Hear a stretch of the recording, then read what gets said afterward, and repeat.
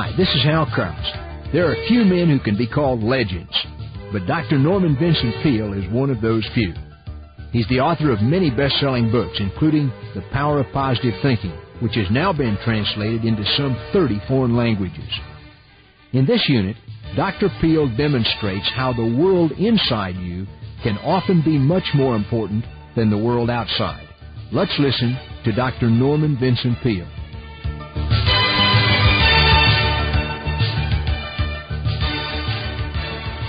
Now, what I want to talk to you about tonight is why positive thinkers get positive results.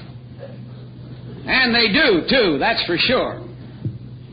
One reason that the positive thinker gets positive results is he is not afraid of a problem. As a matter of fact, he finds problems exciting. He likes to take a tough, knotty problem and rip it apart and put it together again in the right manner. He doesn't run away from problems. He doesn't complain about problems. He likes problems. Now, this phenomenon known as a problem isn't what you might call the most popular in this land of the free and the home of the brave. I rather get the notion that the average person thinks that life would be simply wonderful if we had fewer problems, or easier problems, or better still, no problems whatsoever. Now, I should like to ask you, would you actually be better off if you had fewer problems, or easier problems, or no problems at all?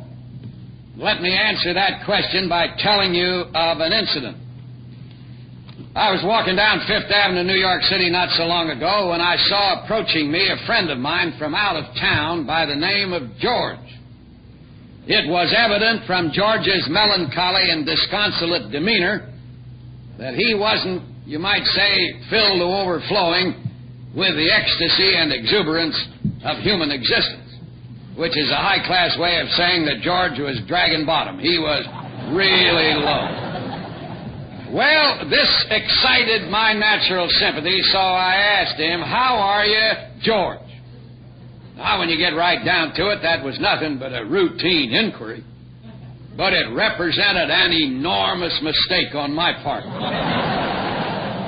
For George took me seriously, and for 15 minutes, he enlightened me meticulously on how badly he felt. And the more he talked, the worse I felt. So finally I said, "Well, George, what seems to be the trouble? What's bothering you? I'd like to help you if I could." This really set him off. "Oh," he says, "it's these problems. Problems. Nothing but problems.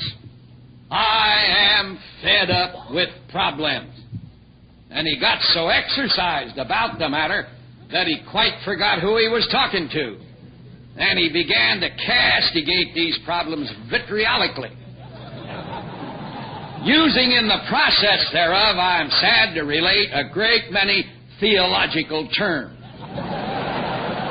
Though he didn't put them together in a theological manner, that's for sure. But I knew what he meant all right. For he had what the super erudite call the power to communicate. I said, "George, you'd like to get rid of these problems, would you?" He said, "And how? I would like to be rid of every problem." Well, I always like to help people any way I can, so I meditated and ruminated and cogitated on the situation and came up with a solution which I personally thought wasn't half bad. At least it was the truth. I said, "George, the other day I was up in the northern part of New York City, in the Bronx, on professional business, if I may thus characterize it. And I was in an area up there where the head man told me that by actual count there were 150,000 people, and not a single one of them had a problem. The first enthusiasm I saw in George suffused his countenance and lighted up his eyes as he said to me, "Boy, that's for me. Lead me to this place." I said, "Okay, you asked for it. It's Woodlawn Cemetery in the Bronx." And this is a fact. Nobody in Woodlawn has a problem. For them, life's fitful fever is over. They rest from their labors. They couldn't care less what you and I will see on television tonight or read in tomorrow morning's newspaper. They have no problems at all, large or small, but they are dead. It therefore follows, I believe, in logical sequence, that problems constitute a sign of life.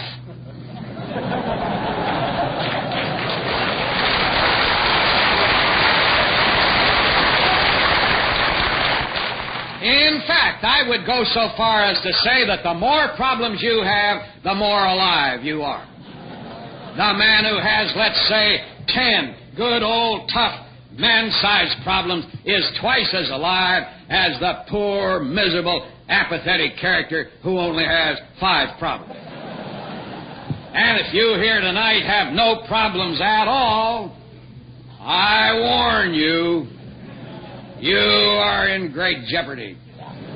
You're on the way out and you don't know it. What you better do, the minute this meeting is over, don't fool around. Head for home. And go to your room and shut the door and get down on your knees by the bed and pray to the Lord and say to the Lord, "Lord, please, what's the matter? Don't you trust me anymore? Give me some problem." One sometimes wondered what's come over this great country. We are the descendants of a once great breed of men who had problems, and they had 'em aplenty. But did they whine and whimper and crawl through life on their hands and knees, piteously complaining because of their problems? Not on your life. They were philosophers. They were thinkers. And they understood the construction of the universe, and they knew that at the center of this world in which we live is this phenomenon known as a problem. And furthermore, they weren't afraid of problems. They stood up to them because they knew that every problem contains its own solution. The world is full of problems. For what reason? Why do we have so many problems? Why do you have so many problems? There's one answer to that. It is that you will grow strong so that you're more and more capable of handling problems.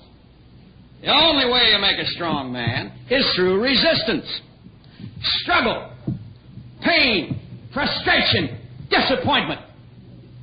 This makes men. I go so far as to say that I don't believe any individual can really be mentally healthy who hasn't got a proper philosophy of a problem.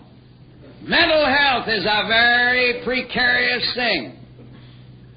And you couldn't get this many people together without having somebody here for whom that's a problem. Maybe more of us than we care to admit. Now, if you want to know whether you're healthy mentally, tell you what you do. Take a piece of paper and write down on it your usual reactions when you have to face a tough problem. Do you ask, why me? Do you say, why isn't it the other fella? Do you say, why do I have all these troubles? Why do I have so many difficulties? Do you whine, you whimper, and you complain? If that's what appears on the sheet of paper when you give this honest self-analysis, then you might very well have the mental health checked. Now, down in my church in New York City, I've got 15 psychiatrists on the staff of the church. I don't want you to get any false notions as to my congregation by reason of this. You might ask, why in the world would you even have one psychiatrist on the staff? Well, the idea is we believe in dealing with people scientifically. How in the world are you going to get a man well if you don't know why he's sick? So for years, I've had these psychiatrists as consultants. Now, I don't know whether there's any psychiatrist in this meeting here tonight or not. But if there should be one here, he's not going to be hurt by anything I say. For I respect him highly as a scientist and even have affection for him as a colleague. But having made these felicitous remarks, I will admit to you, in the intimacy of the little family circle here, that having been closely associated with these psychiatrists for 25 long years, they sure are a queer crowd.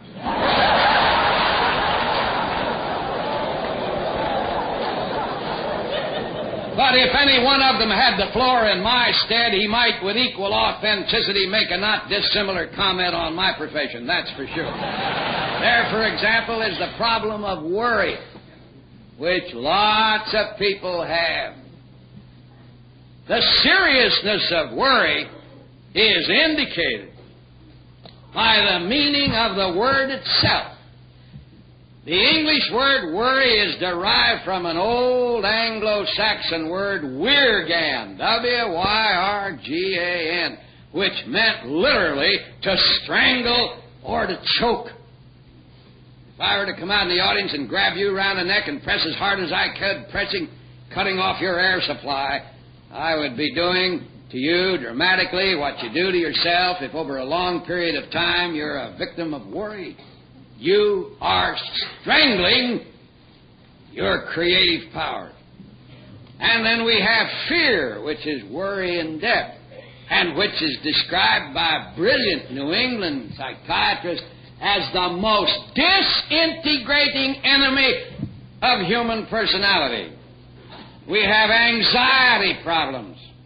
And another psychiatrist appraises anxiety as the great modern plague.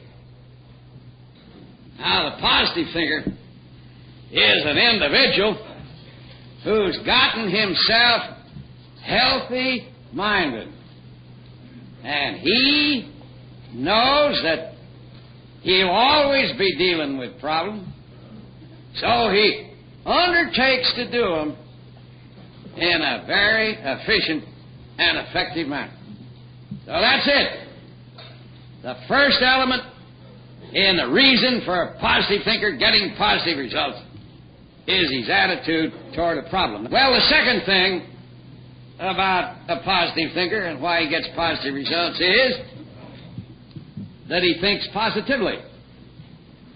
Now, it's very important how you think. Actually, you can destroy yourself or you can create yourself by the manner and quality of your thoughts.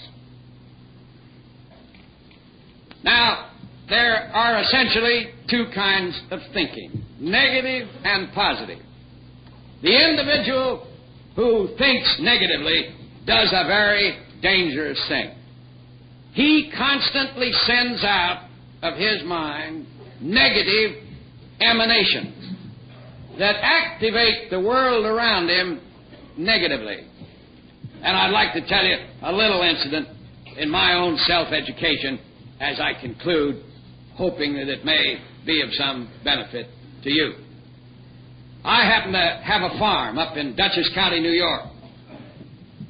And some years ago, some of my neighbors got together one night at a dinner party. Now, as I remember it, there were present at this dinner party that night quite a galaxy of people. They all lived around there. One was Tom Dewey, who was governor of our state. Another was Lowell Thomas, Dean of American Broadcasters. There was also there Eddie Rickenbacker and Mr. J.C. Penney and a number of others. And this was a very interesting group of people, all of whom had ideas.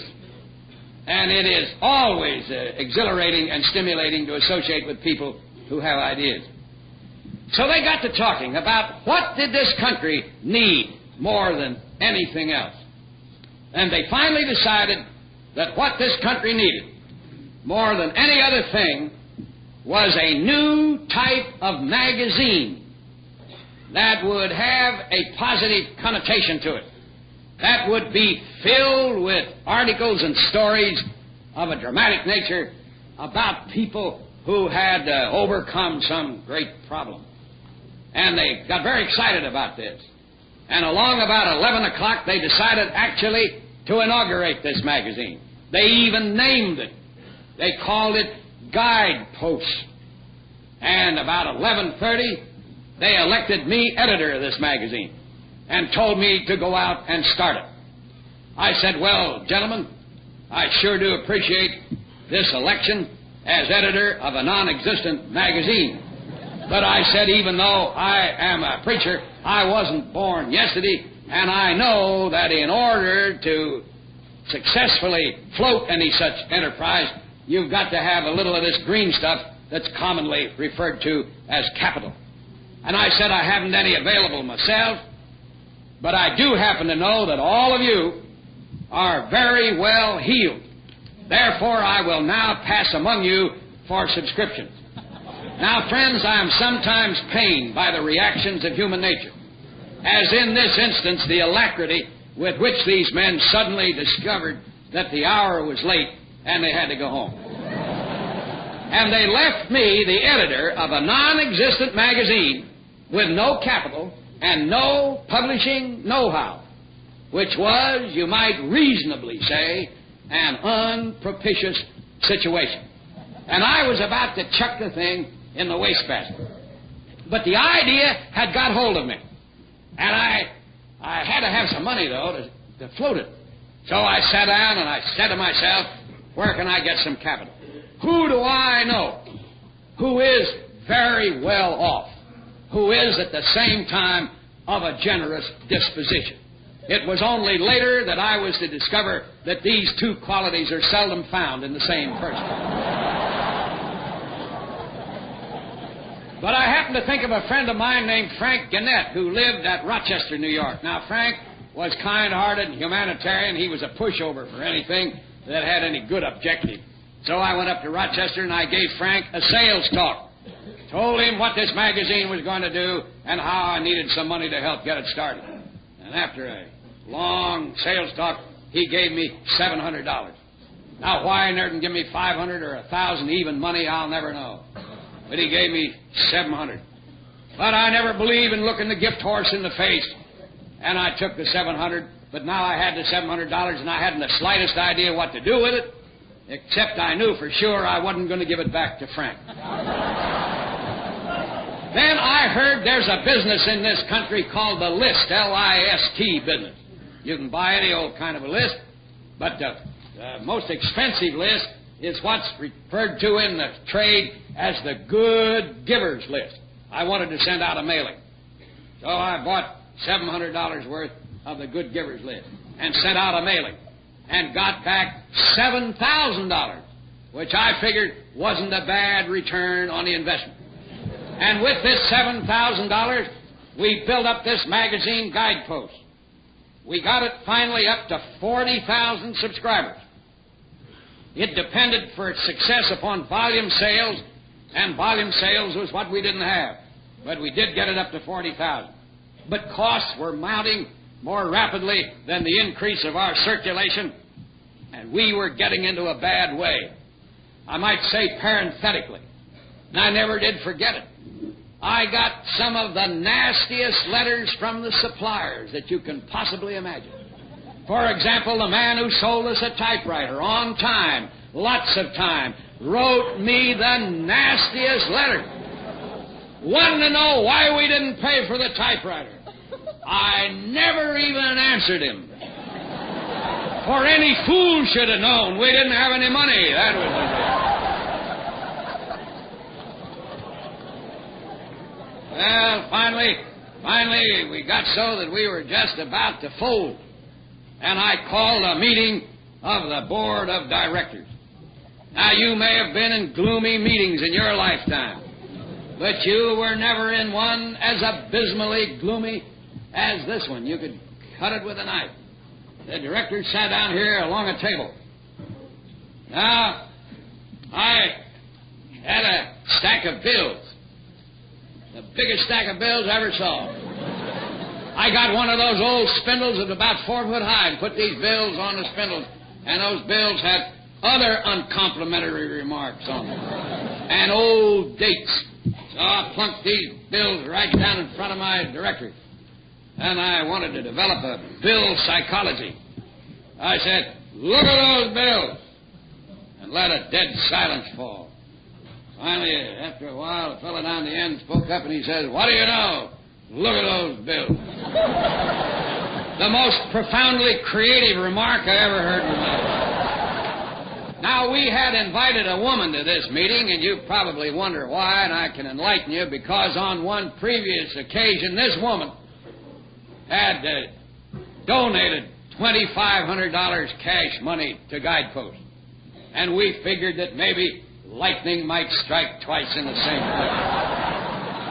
So while our conversation was ostensibly directed to one another, it was actually pinpointed to her.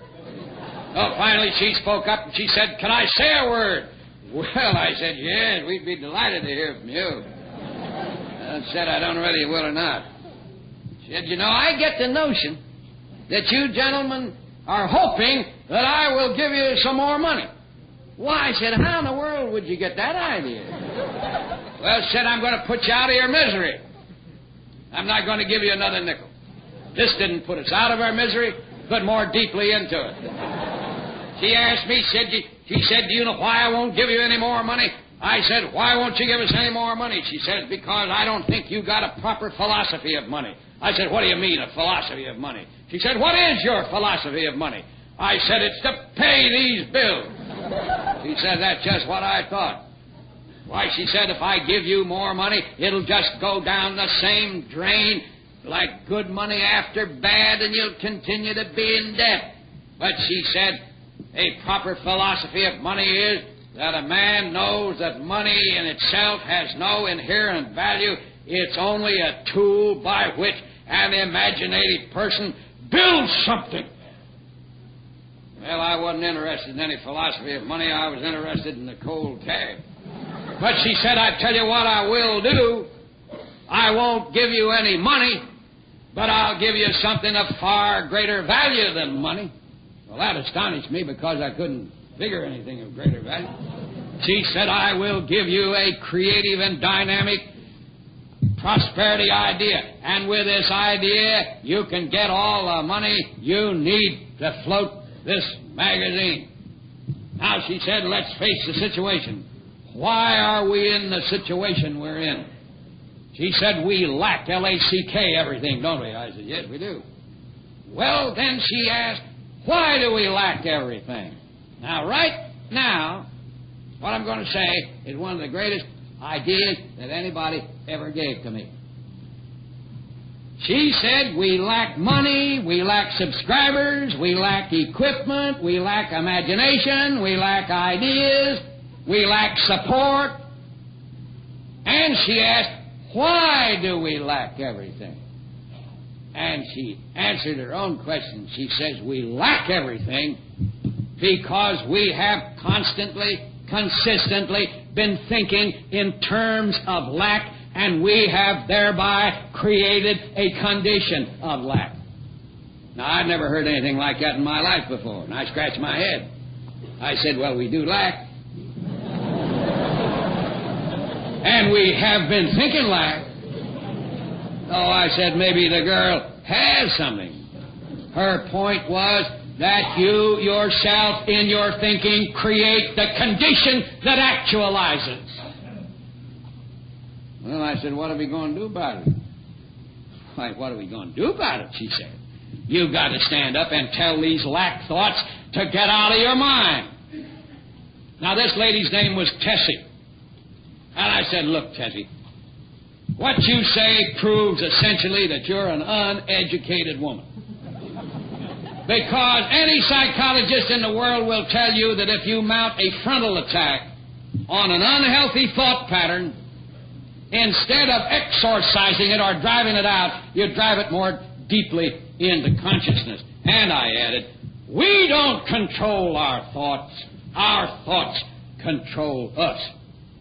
I'll never forget the look of disgust that registered on her face as she said, that is the most puerile thing I ever heard anybody say, that you don't control your thoughts.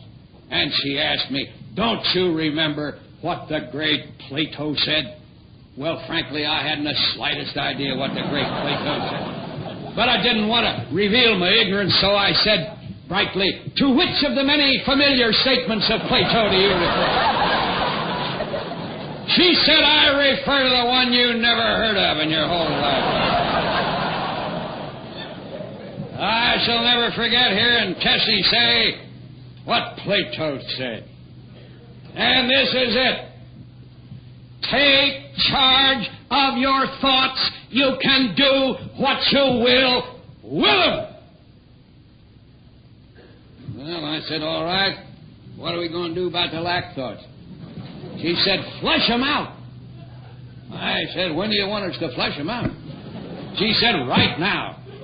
So we sat there for 15 minutes flushing out these lack thoughts, which I'll recommend as a good daily exercise. All right, she said, you can stop flushing now. Your minds are empty. Which in your case, she added, didn't take very long, I might. Now she said that your minds are empty. You've got to act fast because the human mind will not for long remain empty. And these lack thoughts are sitting out here now, ready to get back in where they've been so hospitably received for so long. The only way you can keep them out is to substitute something and substitute it fast. Now she said, I want to ask you a question. Would you like to have a prosperity dynamic thought substituted for the lack thoughts? I said, I sure would. All right, she said, how many subscribers do you need to keep this magazine going? I didn't know, but I pulled a figure out of the air. I said 100,000, I believe, would do it. She said, you have 40,000. I said, yes. You need 60,000 more. I said, yes, smart girl. Go to the head of the class. All right, she said, do you want that 100,000 subscribers? I said, we certainly do. All right, she said, I want you to look out there, and I want you in your mind to see 100,000 people who have paid a subscription for Guidepost. And I looked out and I said, they look mighty dim. Then I happened to turn around and I looked into Tessie's eyes. Now, Tessie doesn't belong to my church. She's a Jewish woman. One of the greatest combinations of spirituality and sagacity I ever knew in my life. I looked into her eyes. She's just diminutive. Big black eyes, however. And as I looked into her eyes, a phrase crossed my mind. The exalted look of the believer. There is a kind of personality that appears once in a while in this world called the believer. And he it is who sweeps everything before him. He believes great things into being. And the minute I saw this believer look in her eyes, I saw reflected there, I actually did, so help me, my 100,000 subscribers. And I leaped to my feet and I said, what do you know? I see them! I see them! And she leaped to her feet and she says, isn't that great? Now that we see them, we have them. I said, how's that?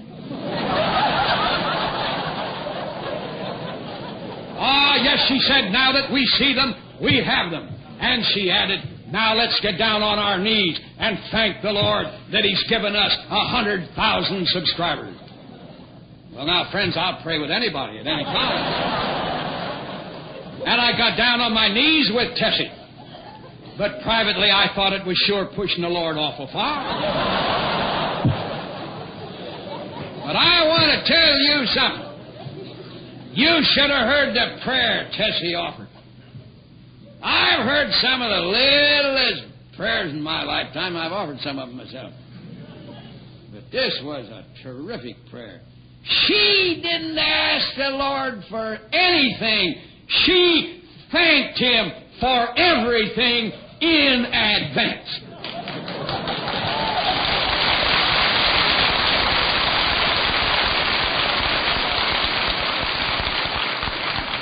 including our 100,000 subscribers.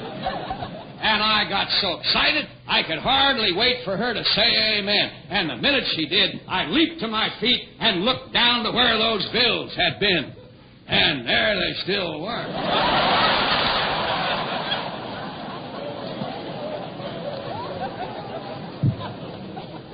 I had the idea that the Lord was going to come down with some sweet chariot and carry them all away. But that isn't the way He does business. When He wants to change the situation, how does He do it? By some magical means? Not at all. He changes people, and changed people change situations. And that's exactly what happened here. She began to develop ideas about seed money and creative ideas. My directors now came unfrozen. And they began to throw ideas out on the table, one after the other, lots of them. About 90% of them weren't any good. But now their brains were working at full capacity. They were thinking positively. They were seeing creativity in action. And about 10% of those ideas took hold, with the result that these bills melted away. And tonight, Guidepost has not 100,000 subscribers, but 2,150,000 subscribers. And the magazine is said by DeWitt Wallace, owner of the Reader's Digest, the greatest publishing sensation in history, that Guidepost is the greatest non-profit, interfaith, inspirational magazine ever established in the United States. And it's taken now by over 2,000 firms, for all or part of their employees. It's the 23rd magazine in the United States in point of readership. Now, I don't say all this to advertise Guidepost, though I do, incidentally, receive the byproducts of any illustration that I may happen to use. But I say this because it illustrates the law, a great law, of successful achievement. And what is that law in brief?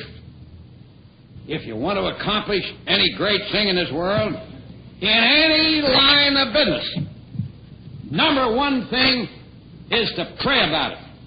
For you pray about it to be sure it's a right thing. For if it isn't a right thing, it's a wrong thing, and no wrong thing ever turned out right. And then secondly, you form a goal. You establish an objective, not a fuzzy one, but a sharp, defined goal, so that you know exactly where it is you want to go. Then you test this goal to be sure it's right. Then you put it in the conscious mind, and you hold it there until, by a process of intellectual osmosis, it sinks into the unconscious, and when it gets into the unconscious, you have it because it has all of you. And you give it constantly the good old positive follow-through. So there you have it. The attitude toward a problem as a creative, exciting challenge and opportunity, every one of which contains the seeds of its own solution. You think positively in order to send out positive emanations to reproduce themselves in kind in positive results. And on this basis and by this method, positive thinkers always get positive results.